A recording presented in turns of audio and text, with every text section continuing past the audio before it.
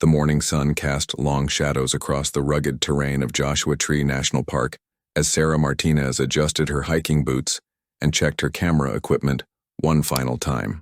It was March 15th, 2019, and she had traveled from Phoenix to capture the desert's unique beauty for her photography blog. The crisp morning air filled her lungs as she set off on what she expected to be a routine nature photography expedition, unaware that this day would change not only her life, but bring closure to a family that had been living in agonizing uncertainty for nearly 4 years. Sarah had been documenting national parks across the Southwest for 3 years, building a modest but dedicated following online. Her blog, Desert Lens, had started as a personal project after a difficult divorce had left her searching for a new direction in life. Photography had become her therapy, and the vast landscapes of the American Southwest provided the perfect canvas for both artistic expression and personal healing. The journey to becoming a nature photographer had not been straightforward for Sarah. She had spent 15 years working as a graphic designer for a marketing firm in Phoenix, living what many would consider a successful urban life. She had owned a comfortable home in a planned community, drove a reliable car, and had what appeared to be a stable marriage to her college sweetheart, Michael. However, beneath the surface of this conventional success, Sarah had felt increasingly disconnected from any sense of purpose or genuine fulfillment.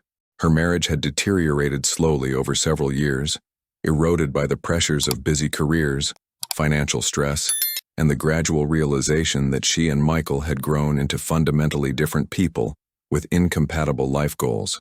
The divorce proceedings had been lengthy and emotionally draining, requiring her to sell the house, divide assets, and confront the reality that the life she had built over nearly 2 decades was coming to an end.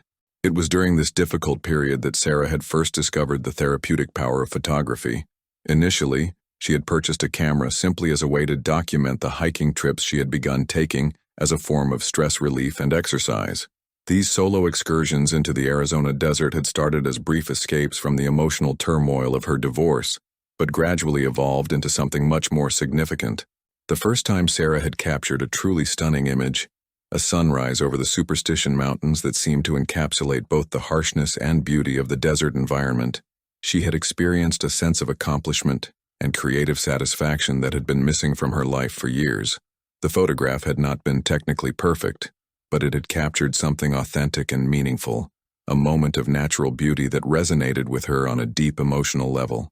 As her photography skills improved, Sarah had begun to see the Southwest landscape through entirely new eyes. The desert, which she had previously viewed as empty and lifeless, revealed itself to be a complex ecosystem filled with subtle beauty and dramatic contrasts. She learned to read the light, understanding how the angle of the sun could transform an ordinary landscape into something extraordinary. She developed an appreciation for the resilience of desert life, recognizing the sophisticated adaptations that allowed plants and animals to thrive in such harsh conditions. Her blog had started almost accidentally, when friends and family began requesting copies of her photographs and asking about the locations where they had been taken. What began as a simple way to share her images had evolved into a platform for telling stories about the places she visited, combining her photography with research about the geological, biological, and human history of different areas. The blog's growth had been gradual but steady. Sarah's authentic voice and genuine passion for the landscape had attracted readers who appreciated her thoughtful approach to nature photography.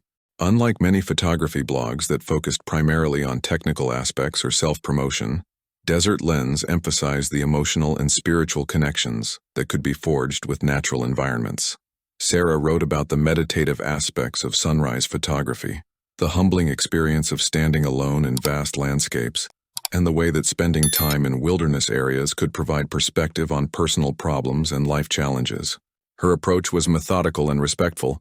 She researched lesser-known trails, studied light patterns for optimal shooting conditions, and always ventured out early to avoid crowds and capture the pristine beauty of these natural sanctuaries. This particular morning she had chosen the Skull Rock area, drawn by reports from other photographers about interesting rock formations that most tourists overlooked. The area was known for its dramatic geological features, created over millions of years by volcanic activity and erosion, resulting in a landscape that seemed almost alien in its beauty. Sarah had spent hours the previous evening studying topographical maps and satellite images, planning her route to maximize both safety and photographic opportunities. As she navigated the winding path between towering rock formations, Sarah's trained eye constantly scanned for the perfect shot. The desert was awakening around her, the subtle sounds of wildlife stirring from their nighttime shelters, the gentle whisper of wind through sparse vegetation, and the distant call of a red-tailed hawk circling overhead in search of breakfast. Cactus wrens called from their perches atop cholla cacti, while lizards scurried across sun-warmed rocks, their movements creating tiny cascades of sand and pebbles. The morning light was particularly spectacular that day, casting the landscape in golden hues that seemed to make every rock formation glow with inner fire. Sarah had already captured dozens of images, each one better than the last, when something unusual caught her attention. Her photographer's instincts, honed by years of exploring remote locations, immediately recognized that finding any human-made object in such isolated areas was unusual and often significant. Partially buried beneath a pile of weathered stones and desert debris, wedged between two large boulders that formed a natural windbreak, a metallic glint reflected the morning sunlight. The object was almost completely concealed, visible only because the angle of the early morning sun created just the right conditions to reveal its presence.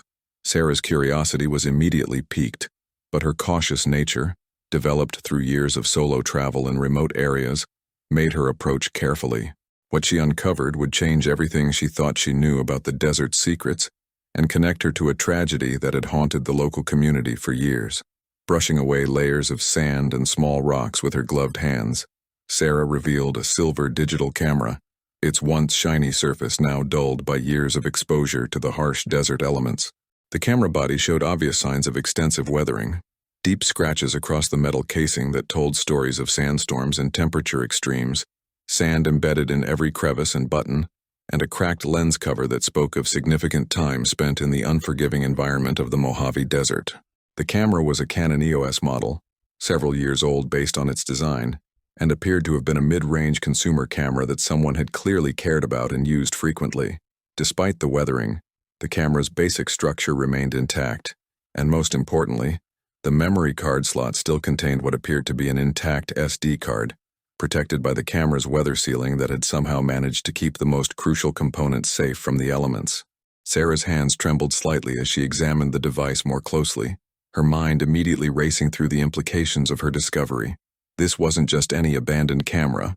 The model appeared to be from around 2014 or 2015, and its condition suggested it had been exposed to the elements for an extended period, possibly years.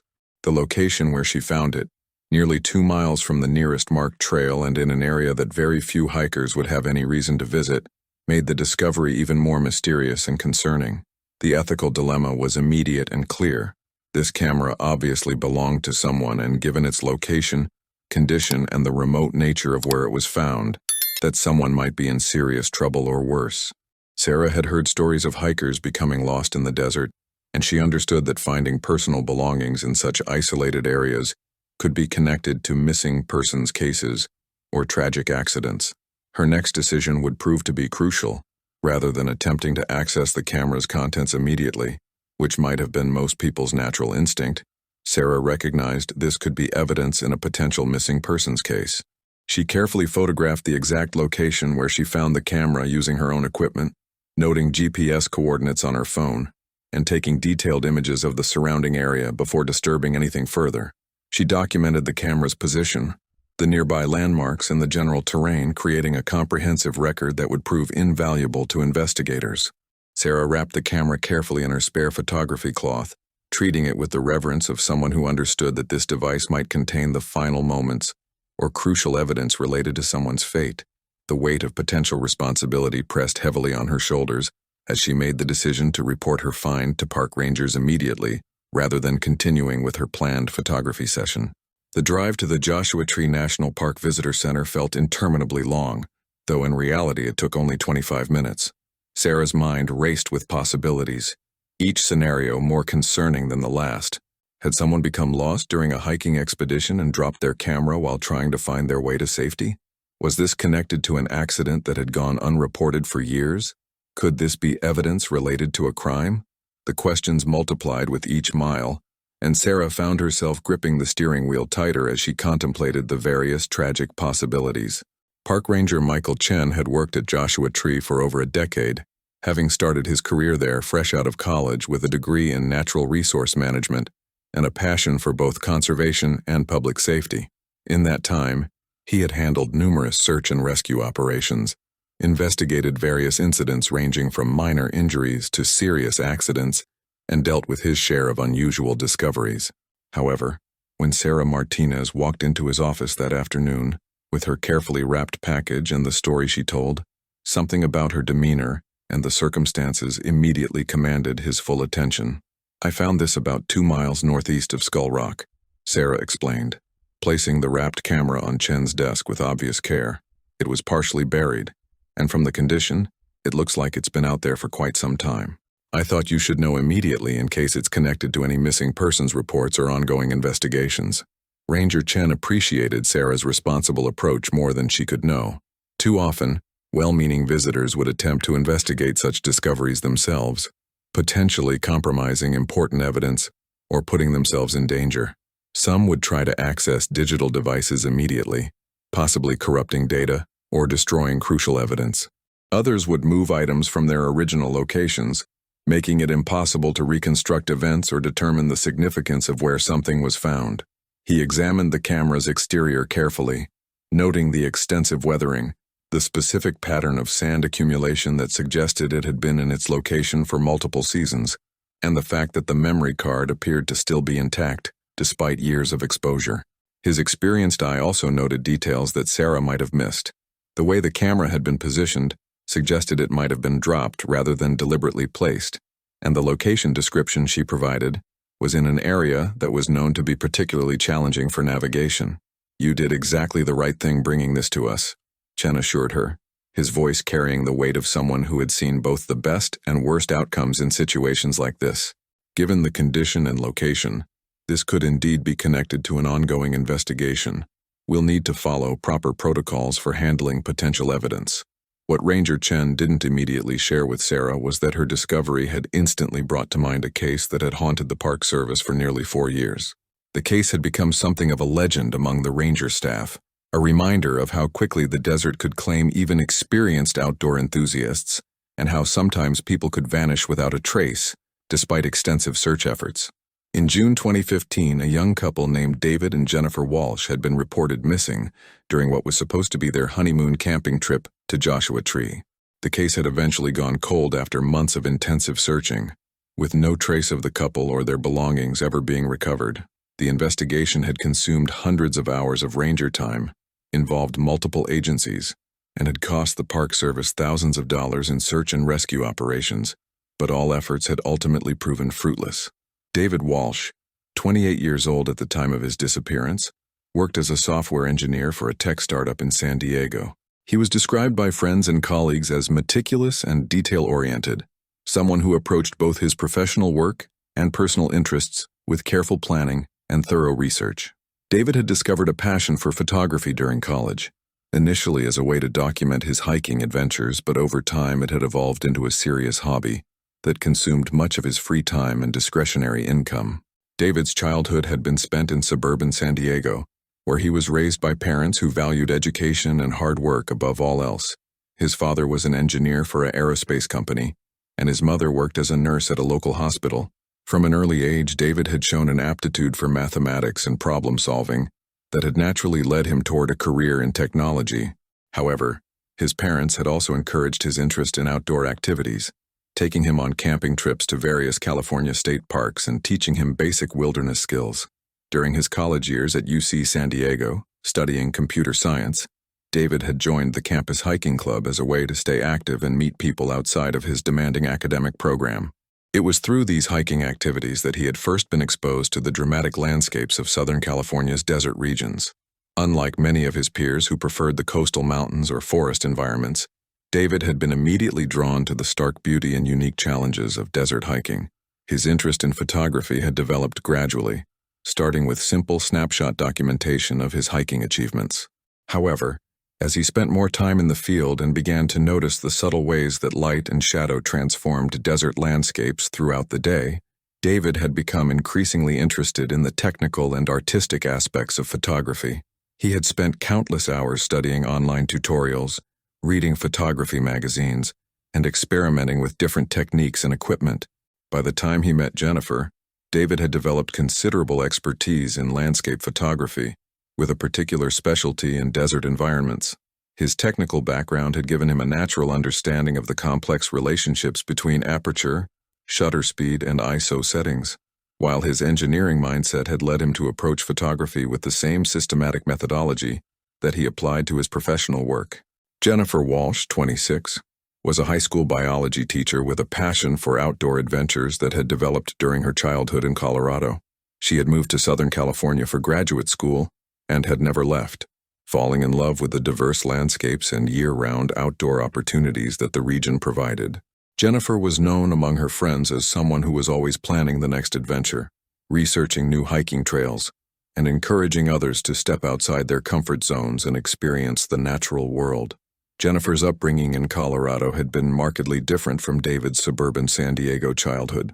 Her parents were both educators who had chosen to raise their family in a small mountain town where outdoor recreation was not just a hobby, but a way of life.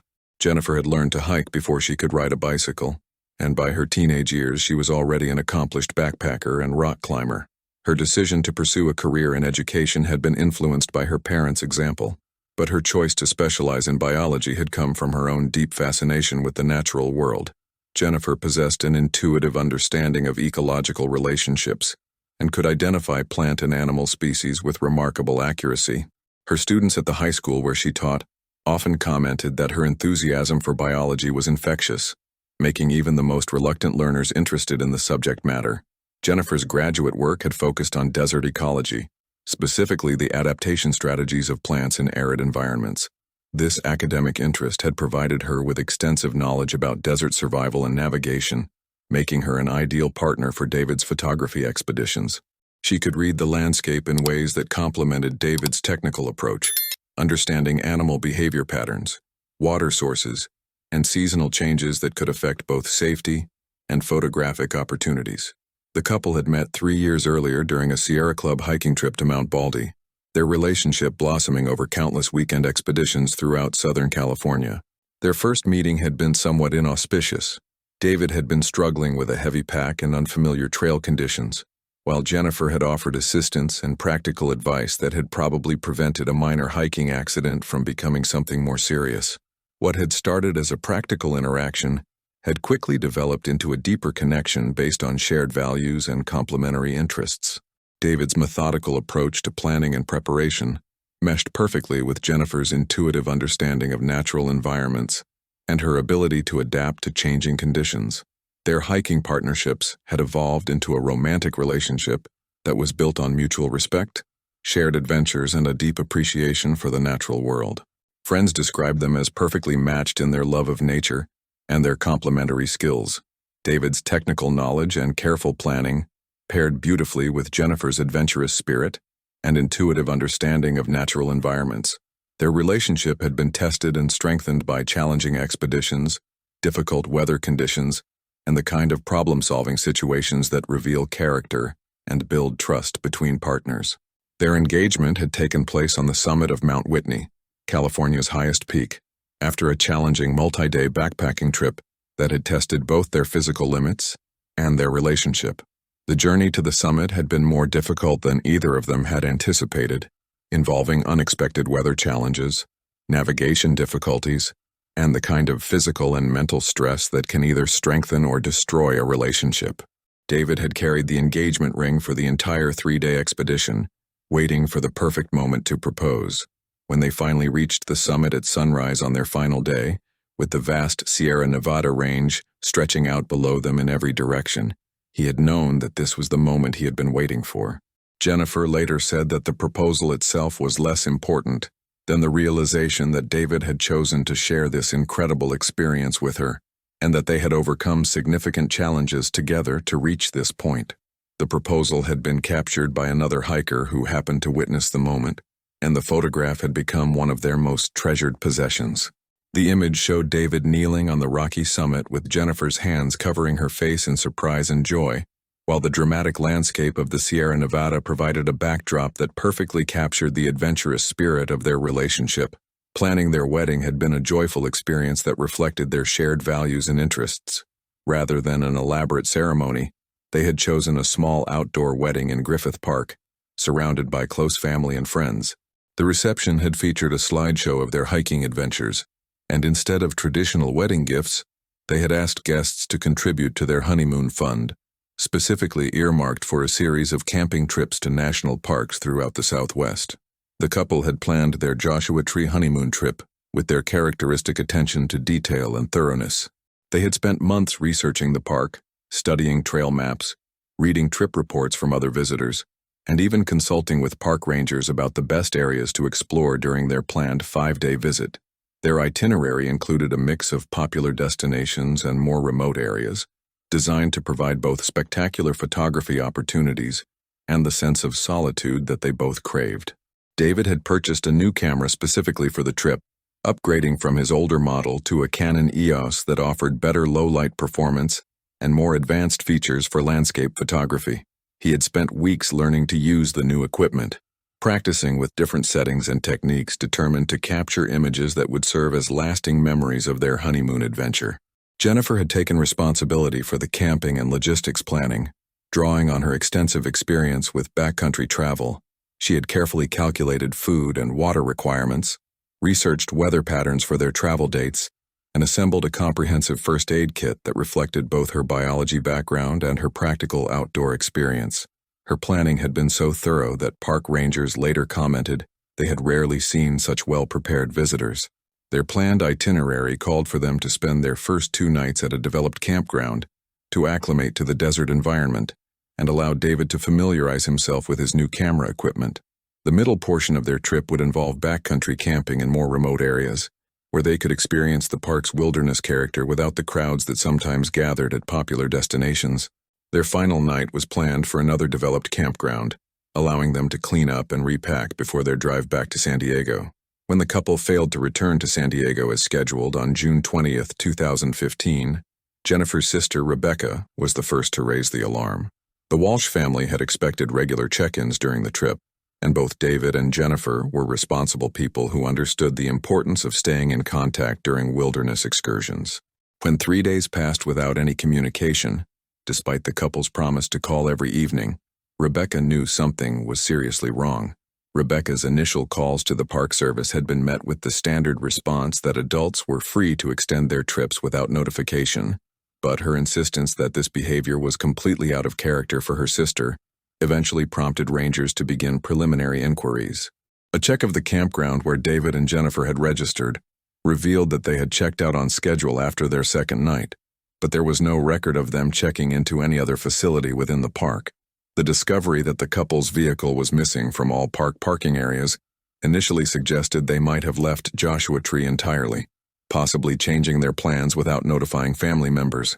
However, when Rebecca provided rangers with detailed information about David and Jennifer's personalities and their meticulous planning habits, it became clear that such a deviation from their planned itinerary would be highly unusual and concerning. The initial search effort had been extensive and well coordinated, representing one of the largest missing persons operations in the park's recent history.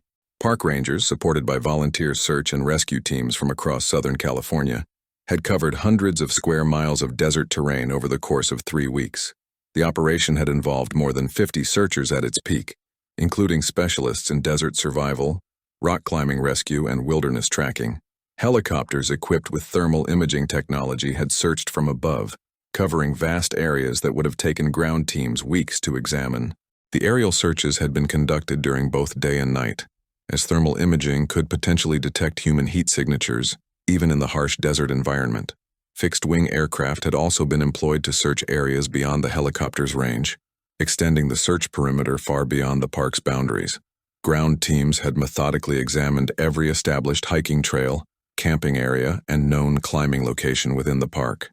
Searchers had followed every possible route the couple might have taken, checking for any sign of their passage or any indication of where they might have encountered trouble. The search had been hampered by the vast size of the search area and the reality that experienced hikers like David and Jennifer might have ventured into areas that were well off established trails. Search dogs had been brought in from multiple agencies, trained specifically for desert search and rescue operations. These dogs and their handlers had covered miles of terrain, following scent trails and searching for any trace of human presence in the remote areas of the park. Unfortunately, the desert environment, with its extreme temperatures and constant wind, made scent tracking particularly challenging, and after several days, even the most experienced dogs were unable to locate any definitive trails. The investigation had also included extensive interviews with other park visitors who had been in Joshua Tree during the time of David and Jennifer's visit. Rangers had compiled a list of everyone who had registered for camping permits during that period and had systematically contacted each visitor to ask about any potential sightings or interactions with the missing couple. Several visitors reported seeing a couple matching David and Jennifer's description, but none of these sightings provided specific location information or clues about their intended destination. Local climbing and hiking communities had been mobilized to assist in the search effort. David and Jennifer were known within these communities, and their disappearance had prompted an unprecedented volunteer response. Experienced climbers had checked every known climbing area in the park, while long-distance hikers had explored remote trails and wash systems that casual visitors would never encounter. The dedication of these volunteers had been extraordinary, with some individuals spending their entire vacation time participating in search operations. Despite these comprehensive efforts, no trace of David, Jennifer, or their equipment had ever been found. Their vehicle was eventually located in a parking area at one of the park's more remote trailheads, but the discovery had only deepened the mystery. The car was locked and secure, with no signs of forced entry or struggle. Inside, investigators found some of the couple's non-essential gear, including extra clothing and food supplies, suggesting they had packed for a day hike rather than an extended backcountry expedition. The case had deeply affected the tight-knit park ranger community.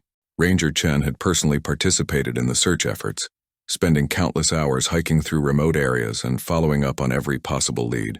He had interviewed other visitors, coordinated with search and rescue teams, and had even continued searching on his days off, driven by a personal commitment to finding answers for the Walsh family. The fact that two experienced outdoor enthusiasts could seemingly vanish without a trace in a well-traveled national park was both mystifying and deeply troubling to everyone involved in the investigation. Joshua Tree, while vast and rugged, was not uncharted wilderness. The park received over 2 million visitors annually, and the areas where David and Jennifer had planned to hike were well known and regularly patrolled by rangers. As months passed without any new leads or discoveries, the active search operations had gradually been scaled back, though the case had never been officially closed. The Walsh family had continued their own efforts, hiring private investigators and organizing volunteer search parties, but their efforts had been equally unsuccessful. The case had become one of those mysteries that haunted everyone who had been involved, a reminder of how quickly things could go wrong in the wilderness and how sometimes the desert kept its secrets. The 4 years that followed the disappearance had been a period of unimaginable emotional turmoil for the Walsh family. Rebecca Walsh, Jennifer's older sister, had essentially put her own life on hold to coordinate ongoing search efforts and maintain pressure on law enforcement agencies to keep the case active. As a marketing executive for a Los Angeles firm, Rebecca had used her professional skills to organize media campaigns, coordinate volunteer efforts, and manage the family's interactions with various agencies and organizations.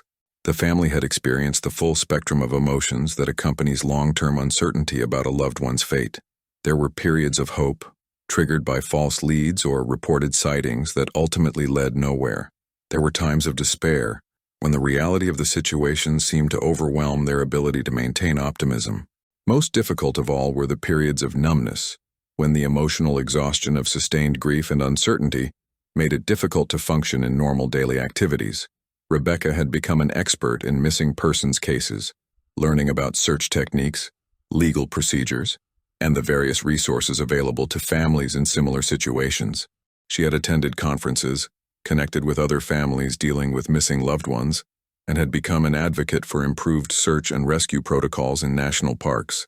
Her living room had been transformed into a command center, with maps, timelines, contact lists, and case files covering every available surface.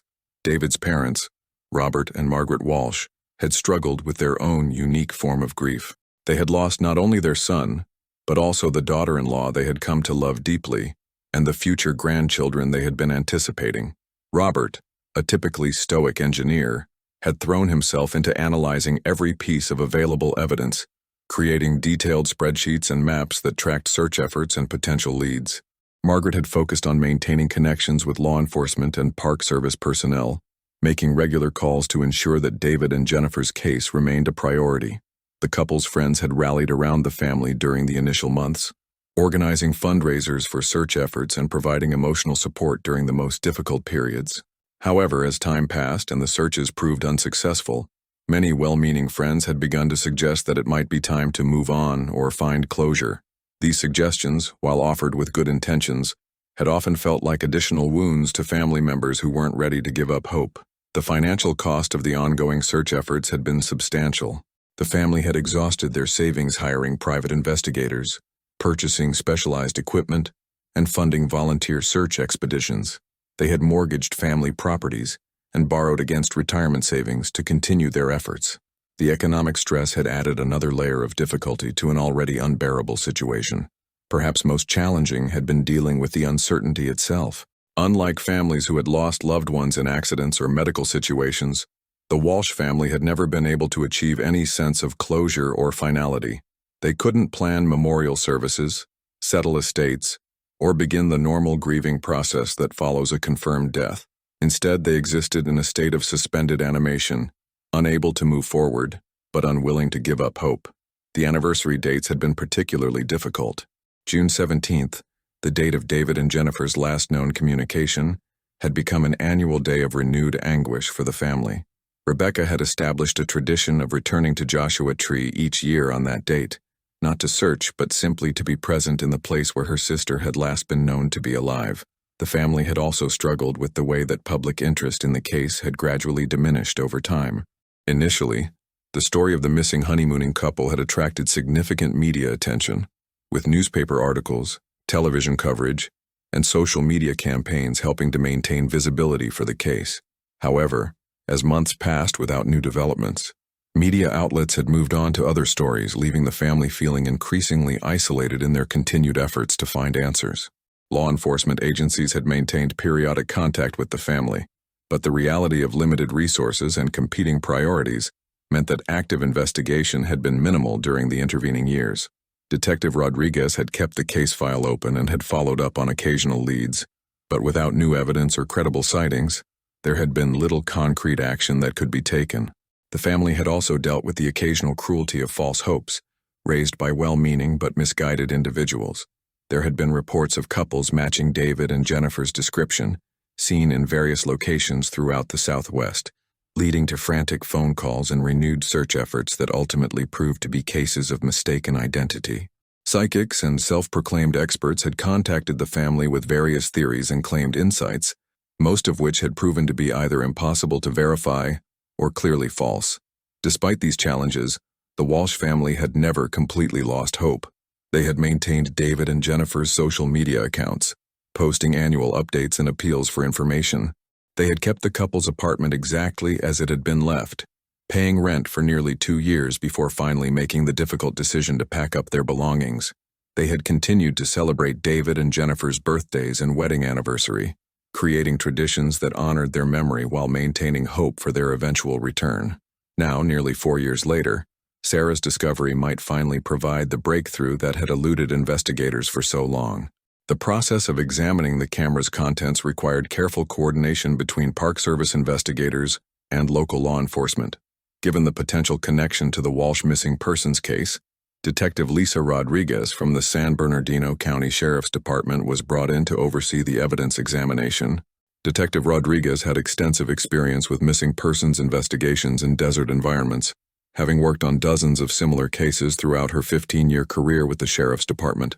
Detective Rodriguez understood both the technical aspects of digital evidence recovery and the emotional sensitivity required when dealing with cases involving missing individuals. Her approach was methodical and respectful, recognizing that whatever images might be stored on that memory card could provide crucial insights into what had happened to David and Jennifer Walsh, while also potentially serving as the final record of their lives together. The camera was transported to a specialized digital forensics laboratory in San Bernardino, where technicians could safely extract and examine the stored data without risk of corruption or loss. The laboratory was equipped with clean room facilities and specialized equipment designed specifically for recovering data from damaged or weathered digital devices. The technicians who would handle the camera recovery had extensive experience with desert-damaged electronics and understood the specific challenges posed by equipment that had been exposed to extreme temperatures, sand infiltration, and years of weathering. The Digital Forensics Laboratory represented the cutting edge of data recovery technology. The facility maintained multiple clean room environments with different specifications for handling various types of damaged electronics. The technicians working on David and Jennifer's camera were specialists in environmental damage recovery, with particular expertise in equipment that had been exposed to desert conditions. The initial assessment of the camera had been encouraging but cautious. External examination revealed that while the camera body showed extensive weathering, the internal sealing appeared to have remained largely intact. The memory card slot showed minimal sand infiltration, suggesting that the camera's weather-resistant design had provided crucial protection during its years of exposure. However, the technicians knew that even minor contamination or moisture exposure could have corrupted the stored data, making recovery impossible.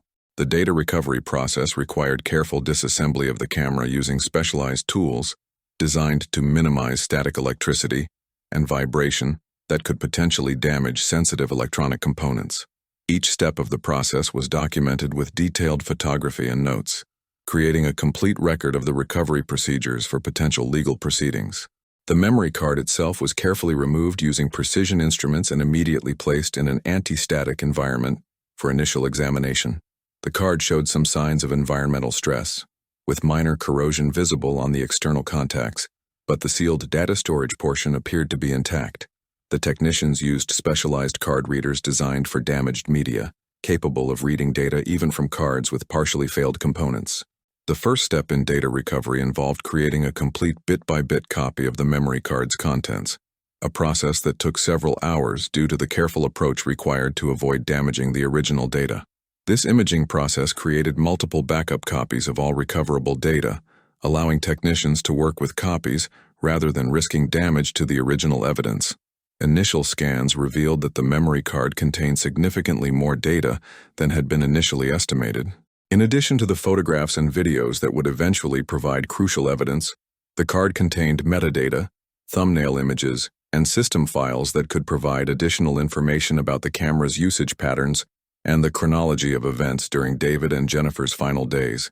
The data recovery process took 3 days to complete, as technicians worked carefully to ensure that every recoverable byte of information was preserved. Each file was individually examined and verified, with checksums calculated to ensure data integrity. The recovered files were stored in multiple formats and locations to prevent any possibility of loss during the investigation process. The technical analysis also revealed important information about the camera's condition during its final period of use. Battery level indicators suggested that the camera had continued functioning for several days after the final recorded video, implying that David and Jennifer may have continued taking photographs even after their final recorded message. However, these later files appeared to have been corrupted or lost, possibly due to equipment failure or environmental exposure.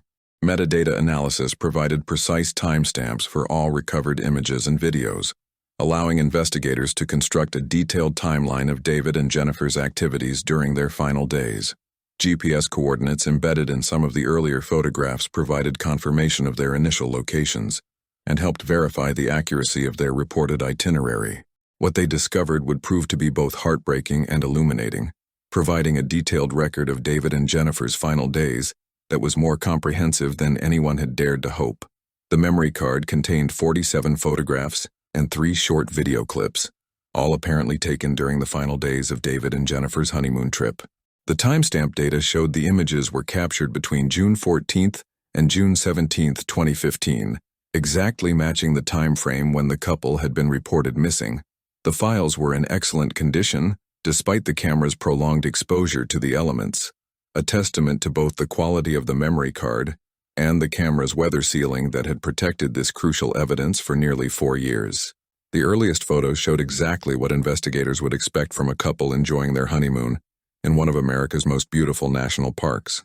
David and Jennifer appeared happy and relaxed, clearly excited about their adventure and deeply in love. The images captured them posing together against stunning desert backdrops, documenting sunrise views over the iconic Joshua trees, and showing their carefully organized camping setup at what appeared to be one of the park's designated campgrounds. The technical quality of the photographs was impressive, reflecting David's growing skill with his new camera equipment. He had clearly spent considerable time learning to use the advanced features, and his images showed a sophisticated understanding of desert lighting conditions and composition. The photos captured the subtle beauty of the desert environment, the way morning light illuminated the textured bark of Joshua trees, the intricate patterns created by wind-carved rock formations, and the vast expanses of landscape that stretched to distant mountain ranges. Jennifer's radiant smile dominated many of the early photographs. She posed playfully among the unique rock formations, her enthusiasm for the desert environment clearly evident in every image. Her expressions showed pure joy and excitement, the look of someone living exactly the adventure she had always dreamed of. David, behind the camera for most shots, occasionally appeared in photos that Jennifer had taken, his own contentment and excitement visible in every image. The couple's love for each other was evident in every frame, from tender moments captured during quiet sunset watches to playful interactions during their daily activities. The photos progressed chronologically through what appeared to be a wonderful first few days of their trip. Images showed the couple preparing elaborate meals at their campsite, taking advantage of the mild desert evenings to cook over their camp stove and enjoy dinner under a canopy of stars. There were photos of Jennifer reading in the shade of their tent during the heat of midday. A biology textbook opened beside her as she prepared for the upcoming school year. David appeared in several images examining interesting rock formations, with the intensity of someone passionate about both geology and photography, his new camera always at the ready to capture interesting details or lighting conditions. Their camping setup was clearly well organized and thoughtfully planned. Photos showed a tidy campsite with equipment carefully arranged to minimize impact on the environment while maximizing comfort and efficiency. Their tent was a high-quality model designed for desert conditions, and their gear reflected the choices of experienced campers who understood the specific challenges of desert environments. However, as investigators examined the later photographs in sequence, a troubling pattern began to emerge that would eventually tell the story of how two experienced outdoor enthusiasts had encountered a situation that exceeded their preparation and abilities. The images from June 16th showed a subtle but significant change in the couple's demeanor and circumstances. While they still appeared to be enjoying their trip and showed no signs of immediate distress, there were indications that something had begun to go wrong. The background landscapes in these photos showed them in an area that park rangers didn't immediately recognize, a location that appeared to be significantly more remote and rugged than the designated camping areas where the couple had originally planned to stay. These later photos showed terrain that was notably more challenging than what appeared in the earlier images. Instead of the relatively gentle desert landscapes near established campgrounds, the backgrounds showed steep rock faces, narrow passages between towering boulders, and areas where normal hiking trails seemed to disappear entirely into complex maze-like formations of stone and desert vegetation. Jennifer appeared in several photos looking somewhat concerned, pointing toward something off-camera that wasn't visible in the frame. Her body language in these images was subtly different from the earlier photos. While she was still smiling and appeared to be enjoying herself, there was a tension in her posture that suggested she was beginning to have concerns about their situation. David had captured images of what appeared to be increasingly difficult terrain, documenting rock scrambles and narrow passages that would have been challenging even for experienced hikers. Most concerning were several photos that seemed to document some kind of navigation challenge. Images showed David examining a park map with obvious concentration, his brow furrowed as he tried to match the terrain around them with the features shown on paper. Jennifer appeared in photos pointing in different directions as if they were trying to determine their location, or discussing which route to take. There were shots of the terrain from multiple angles, as if David was trying to document landmarks that might help them retrace their steps or confirm their position. The final photographs, time-stamped on the morning of June 17th, told a story that was both tragic and unfortunately common in desert environments, but which investigators had rarely seen documented in such detail. These last images showed clear signs that David and Jennifer had become disoriented and lost. Photos captured their campsite in what was obviously an unplanned location, far from any designated camping area, with no clear water source, and surrounded by terrain that suggested they had moved significantly off established trails. The landscape around their final camp was dramatic but forbidding, a narrow canyon surrounded by towering rock walls that would have provided some shelter from wind, but would also have made navigation extremely difficult. Their camping setup in these final photos was noticeably different from the carefully organized sites shown in earlier images. The tent was positioned in what appeared to be the only available flat space, wedged between large boulders in a location that offered shelter but little else. Their gear was scattered more haphazardly than in previous photos, suggesting they had made camp quickly and perhaps under stress. The couple's expressions in the final photos they took of each other showed a mixture of concern and determination that spoke to their growing awareness of the seriousness of their situation. Jennifer's smile in these last images was clearly forced, an attempt to maintain positive spirits in the face of mounting challenges. David's concentration was evident in every photo, his attention focused on problem-solving and navigation, rather than the casual enjoyment that had characterized the earlier days of their trip. But it was the 3 video clips that provided the most heartbreaking and crucial insights into what had happened during those final days, offering investigators and the Walsh family a window into David and Jennifer's final hours that was both precious and devastating. The first video, recorded on the afternoon of June 16th, showed Jennifer speaking directly to the camera with David's voice audible in the background. The video was obviously intended as a casual update for family and friends, the kind of check-in message that many travelers record to share their experiences. Jennifer was seated on a rock outcropping with spectacular desert landscape visible behind her, but careful examination of the background revealed terrain that didn't match any of the established areas within Joshua Tree National Park. Her tone was still relatively optimistic, but there was an undercurrent of concern that was impossible to miss for anyone who knew her well. "Hey everyone back home," Jennifer's voice carried clearly despite the wind noise in the recording. "We're having an amazing time here in Joshua Tree, but we took what we thought was a shortcut this morning and ended up in some pretty remote country. The landscape out here is absolutely incredible, unlike anything we've seen before. But David thinks he knows where we are and we're going to backtrack tomorrow morning and get back to the main trails." David's voice could be heard off camera, his tone confident but with an edge that suggested he was less certain than his words implied. "The GPS isn't getting a signal here, which isn't unusual in some of these canyon areas, but I've been marking our route on the map. We'll be fine. Just took a little detour to see some areas that aren't on the typical tourist route." Jennifer found some really interesting rock formations that she wants to show her students, so we figured it was worth the extra hiking. The video continued for several more minutes, with Jennifer describing the geological features they had encountered, and David occasionally adding comments about the photography opportunities. Both of them seemed to be making an effort to sound upbeat and confident, but their words carried subtle hints of concern.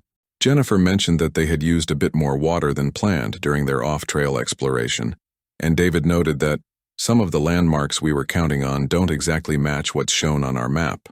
The second video, recorded early on the morning of June 17th, revealed a dramatically changed situation that made clear just how quickly their circumstances had deteriorated. Jennifer's demeanor was noticeably more strained, though she was clearly trying to maintain composure for the sake of anyone who might eventually see the recording. The background showed their camping area in what was obviously not a designated campsite, with steep rock walls visible on all sides. The morning light was harsh and unflattering, emphasizing the stress lines around Jennifer's eyes and the tension in her expression. "It's our 4th day and we're still trying to find our way back to the main trail system." Jennifer's voice was steady, but carried an undercurrent of fear that she couldn't completely suppress. "We've been rationing our water since yesterday afternoon, and David thinks we need to head due west to intersect with one of the marked trails. The terrain here is more challenging than we expected, and we've had to take some longer routes around obstacles that we didn't anticipate." David's voice in this recording carried a tension that hadn't been present in the earlier video. "We're going to be fine, but we need to be smart about this.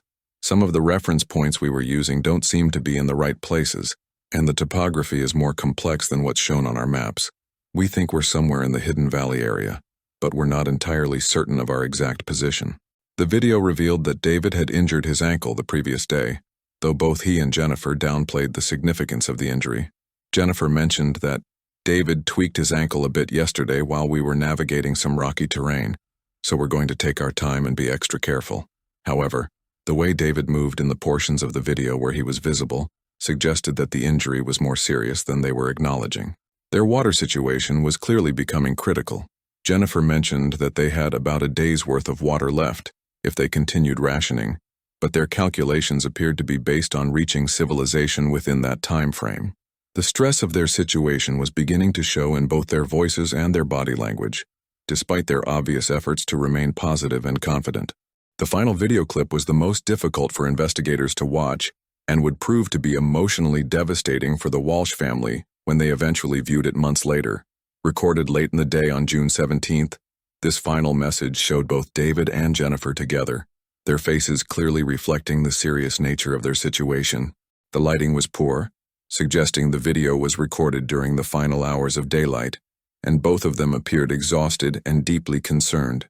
Jennifer held the camera while David appeared beside her, both of them obviously struggling with the decision of whether to record what might be their final message. "If anyone finds this camera," Jennifer's voice was steady, but carried an unmistakable weight of fear and resignation. "We want our families to know that we love them very much. We've been lost for 2 days now and our water ran out this morning.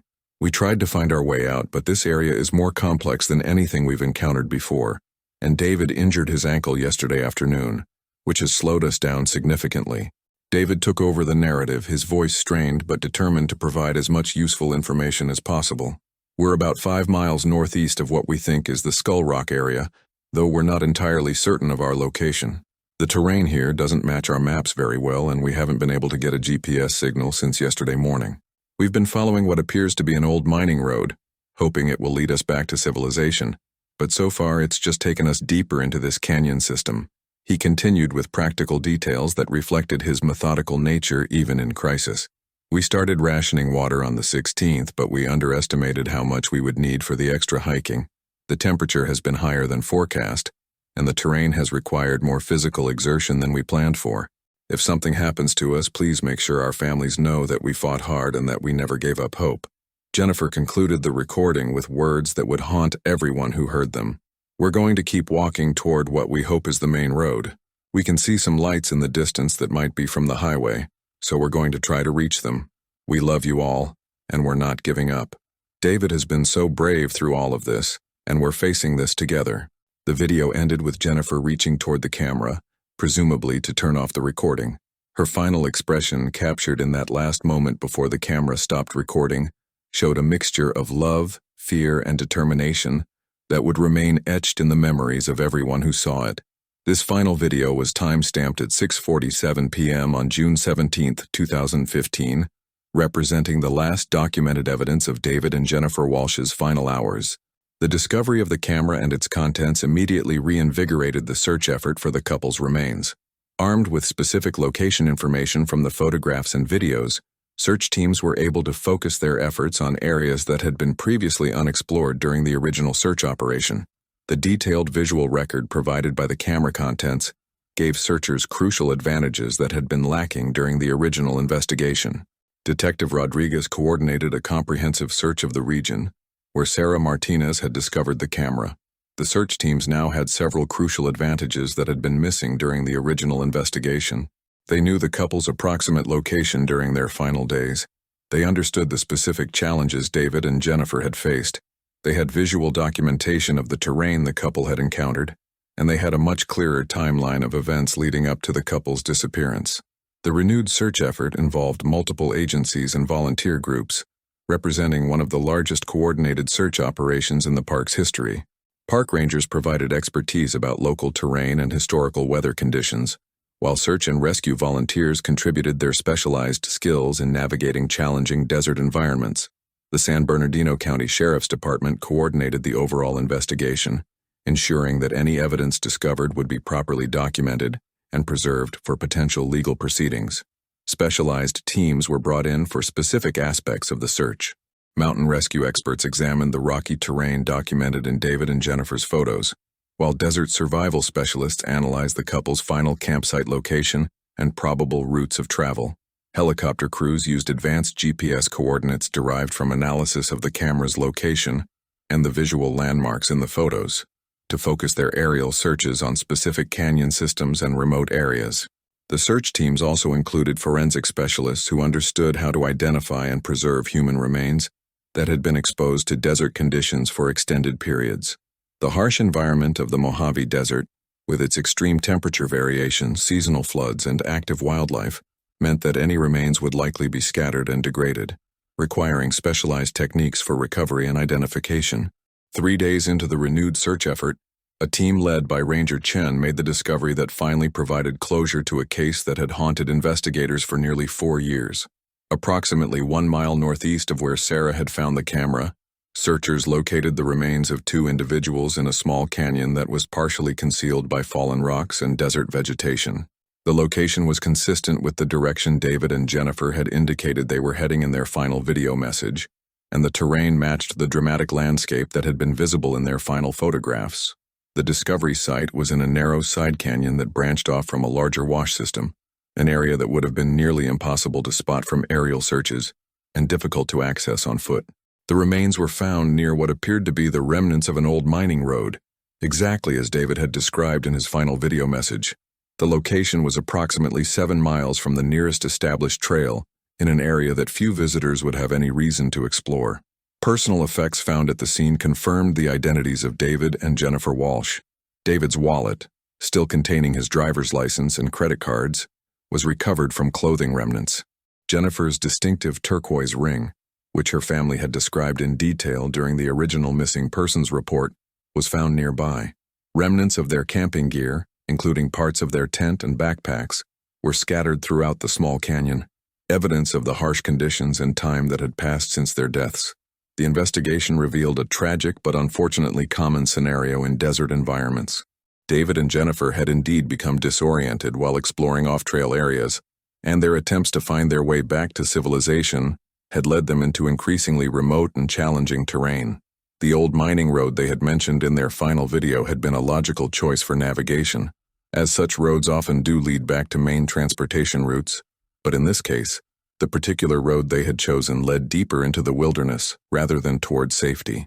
David's ankle injury, which had been mentioned in their video messages, had significantly hampered their mobility during the crucial final days when time was of the essence. Medical examination of the remains confirmed evidence of a serious ankle injury that would have made walking extremely difficult and painful. This injury had likely slowed their progress dramatically, preventing them from covering the distance necessary to reach help within the time frame allowed by their limited water supplies. The location where their remains were found also provided insight into their final hours. The couple had chosen to make their final camp in a location that offered some shelter from the elements, but was unfortunately well hidden from potential rescuers. Their decision to follow the old mining road, while logical given their circumstances, had taken them away from areas that search teams had prioritized during the original investigation. Medical examination indicated that both individuals had succumbed to exposure and dehydration, consistent with the timeline and circumstances documented in their final video messages. There were no signs of foul play or unusual circumstances, simply a tragic case of 2 experienced hikers who had encountered a situation that exceeded their preparation and abilities. The medical examiner determined that they had likely survived for several days after recording their final video, but had ultimately been unable to find their way to safety or locate a source of water.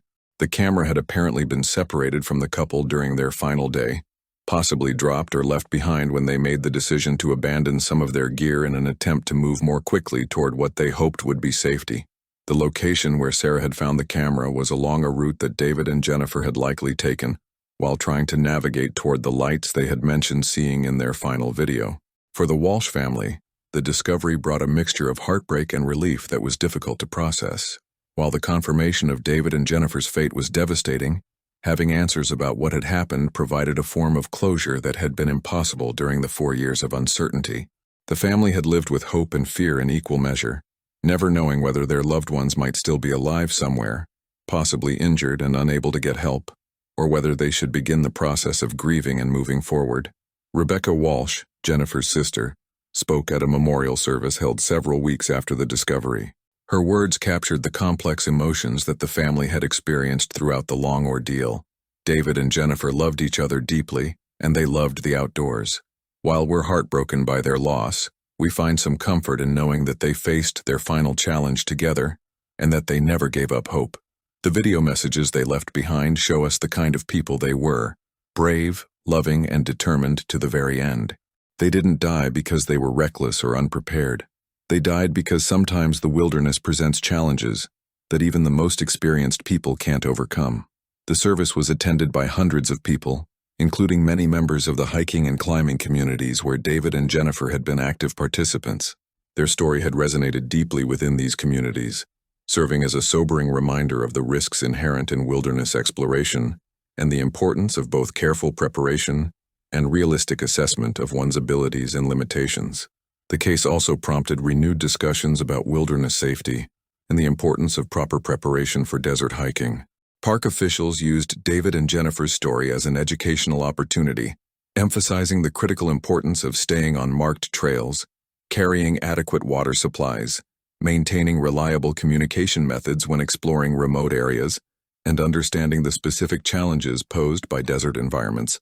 The impact of David and Jennifer's story extended far beyond Joshua Tree National Park, influencing wilderness safety protocols and educational programs throughout the National Park Service system. Their case became a cornerstone example in training materials for park rangers, search and rescue personnel, and wilderness safety educators across the country. Dr. Sarah Chen, a wilderness safety researcher at the University of California who had been studying missing persons cases in national parks for over a decade, incorporated David and Jennifer's story into her academic research. Her analysis of their case, combined with similar incidents, led to the development of new theoretical frameworks for understanding how experienced outdoor enthusiasts could find themselves in life-threatening situations despite adequate preparation and knowledge. What makes David and Jennifer's case so significant from a research perspective, Dr. Chen explained in a paper published in the Journal of Wilderness Safety, is the detailed documentation of their decision-making process during the critical period when their situation deteriorated. Most missing persons cases leave us with speculation about what went wrong, but in this case, we have a nearly minute-by-minute record of their thought processes, challenges, and attempted solutions. The National Park Service implemented several new initiatives directly inspired by lessons learned from the Walsh case. These included the development of improved trail marking systems in complex terrain, enhanced GPS coordinate systems for emergency reference, and new educational materials, specifically designed to help visitors understand the unique risks associated with desert environments. One of the most significant changes was the implementation of a new communication protocol for visitors planning to explore backcountry areas. While the Park Service had always encouraged visitors to inform rangers of their plans, the new system created a more formal check-in and check-out process that would trigger earlier search responses when visitors failed to return as scheduled. The technology industry also took notice of David and Jennifer's story. Several companies began developing new emergency communication devices specifically designed for wilderness use, incorporating lessons learned from cases where traditional cell phone coverage was unavailable. These devices, including satellite communicators and emergency beacons, became increasingly popular among serious outdoor enthusiasts who understood that even the most careful planning couldn't eliminate all risks. Search and rescue organizations throughout the Southwest began incorporating David and Jennifer's case into their training scenarios.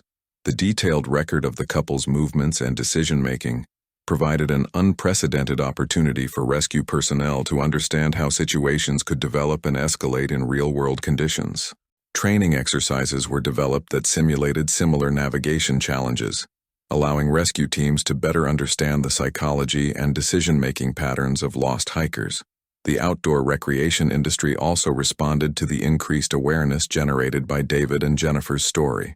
Equipment manufacturers began developing new products specifically designed for desert hiking, including improved water storage systems, emergency shelter designs, and navigation tools that could function reliably in challenging environments. Hiking and climbing organizations throughout Southern California organized memorial hikes and educational events in David and Jennifer's honor. These events served both to remember the couple and to provide practical wilderness safety education to other outdoor enthusiasts. The couple's story became a regular topic at mountaineering club meetings, hiking group orientations, and wilderness skills workshops. The case also influenced legal and policy discussions about wilderness management and visitor safety responsibilities.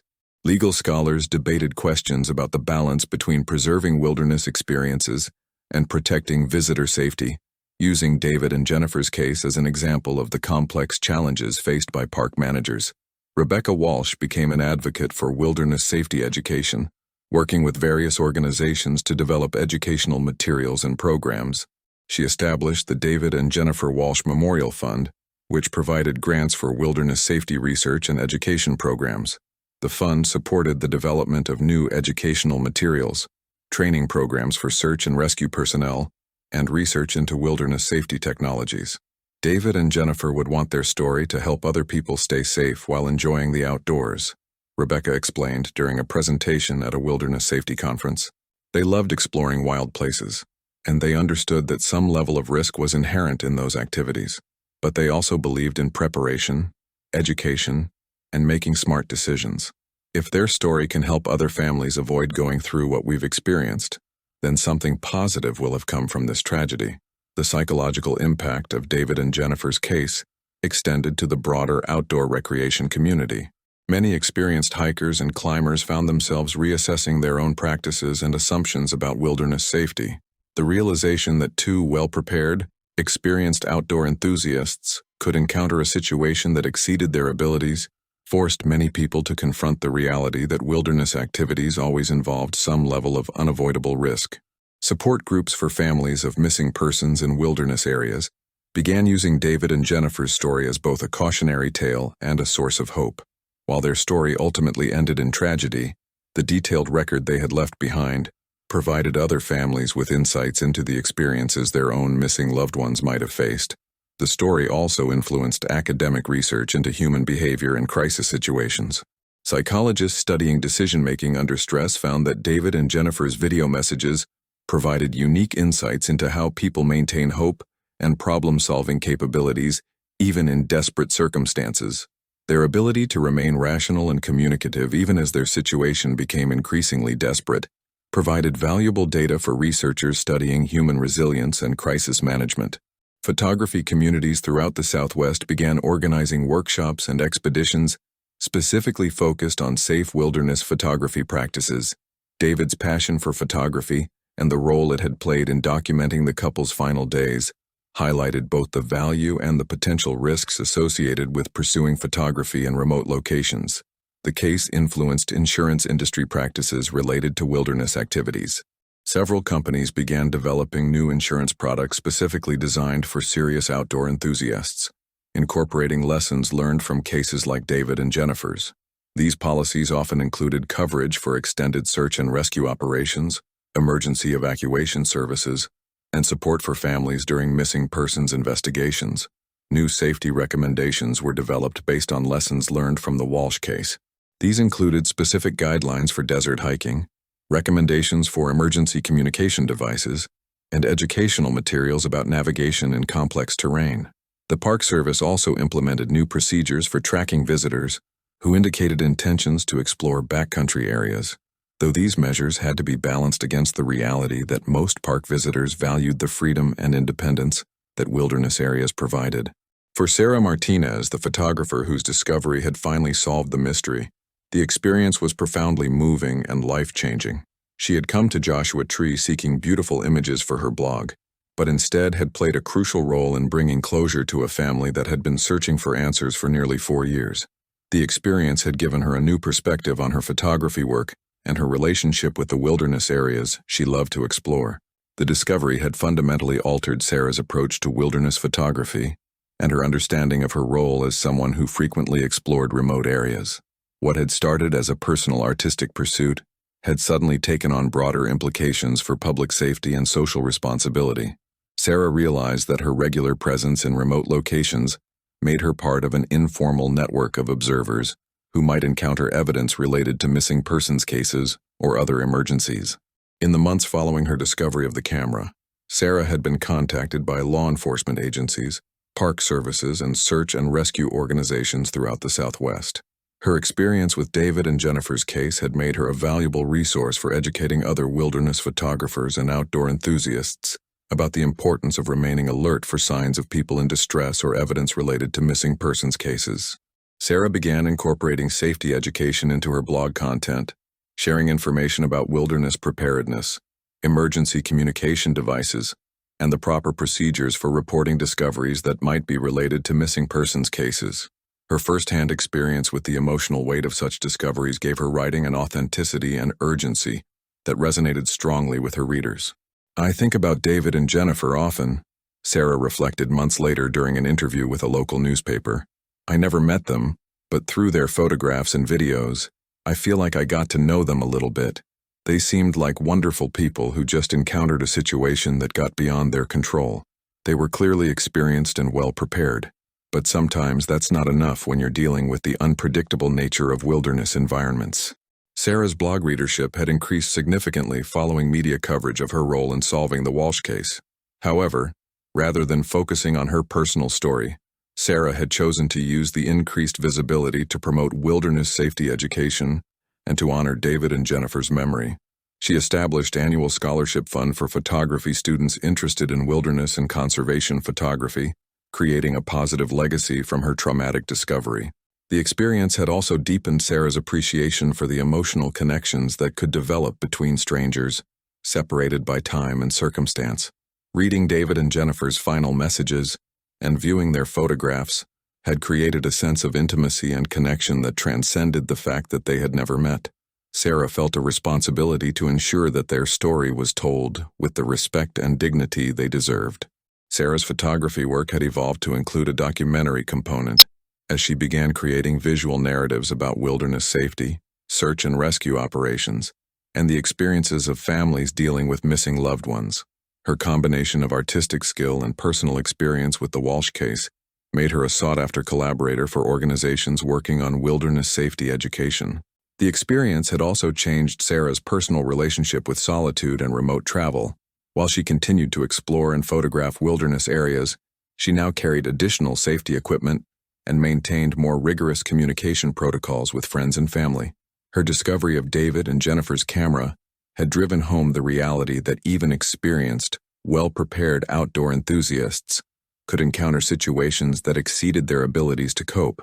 Sarah had also become involved with the David and Jennifer Walsh Memorial Fund, contributing both financial support and photographic documentation of wilderness safety education programs.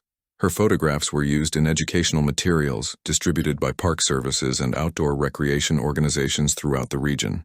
The personal growth that Sarah experienced as a result of her involvement in the Walsh case extended beyond her photography work.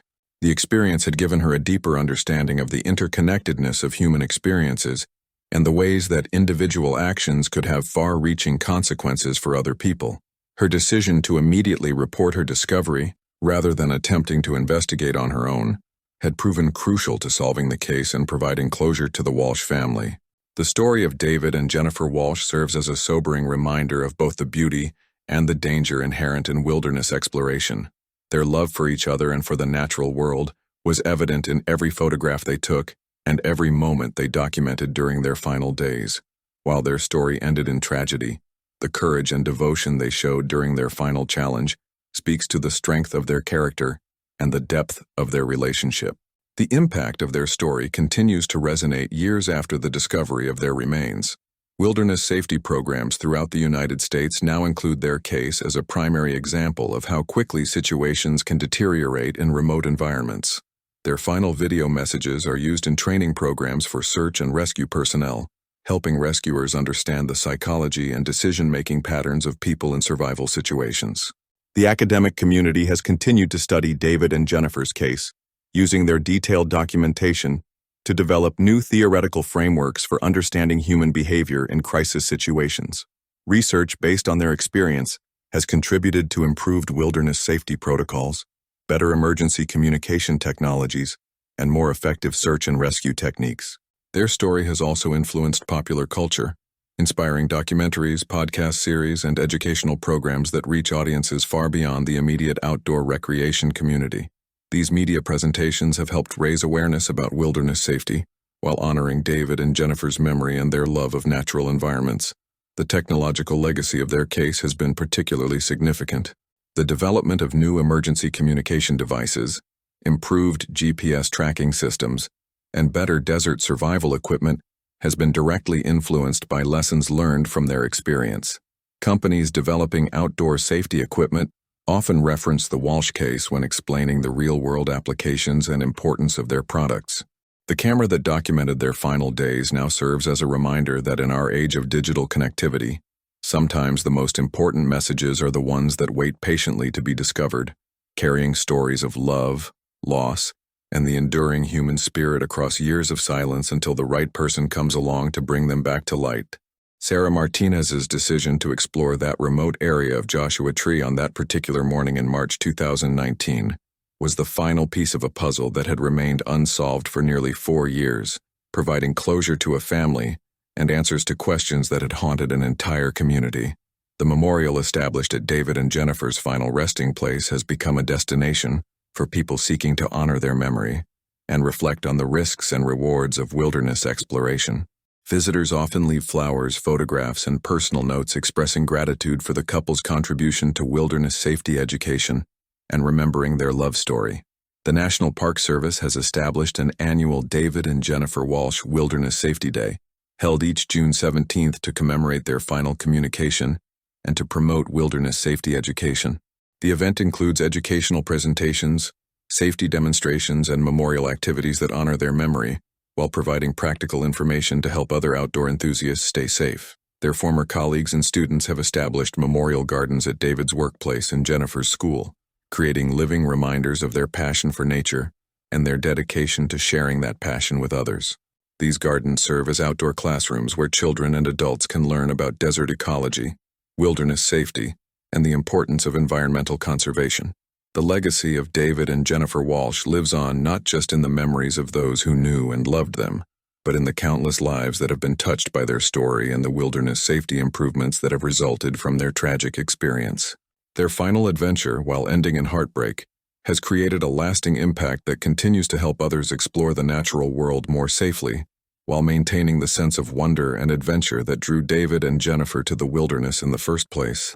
The camera that Sarah Martinez discovered serves as a powerful symbol of hope, resilience, and the enduring human capacity to create meaning from tragedy.